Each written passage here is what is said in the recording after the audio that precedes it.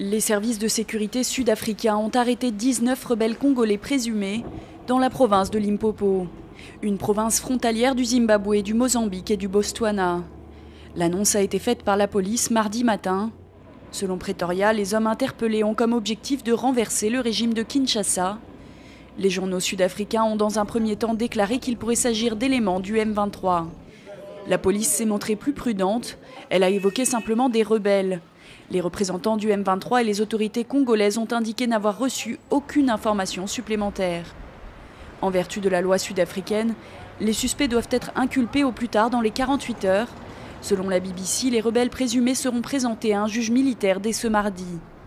D'après le communiqué de la police, ces hommes pourraient être accusés d'avoir violé la loi sud-africaine sur l'assistance militaire étrangère, une loi qui interdit de comploter des coups d'État ou de se livrer à des activités mercenaires dans des pays étrangers.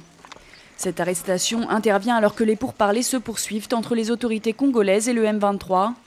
Le groupe rebelle a pris les armes dans les provinces du Kivu il y a 9 mois, accusant le gouvernement de Joseph Kabila de ne pas avoir respecté les accords de paix de 2009.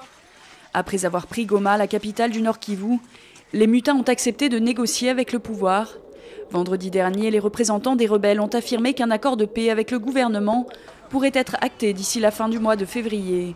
Mais pour le moment, à Kampala, les discussions peinent à aboutir. En parallèle, l'ONU et plusieurs chefs d'État de la région souhaitent déployer une force neutre dans l'est de la RDC, mais les modalités ne font pas consensus. Lors du dernier sommet de l'Union africaine le 28 janvier, 9 chefs d'État devaient conclure un accord à ce sujet. Les Nations unies ont proposé pour contrer le M23 d'engager une force d'intervention sous les ordres de la mission de maintien de la paix, déjà présente dans le pays. Mais devant l'opposition de l'Afrique du Sud, la signature du document a été reportée sine die.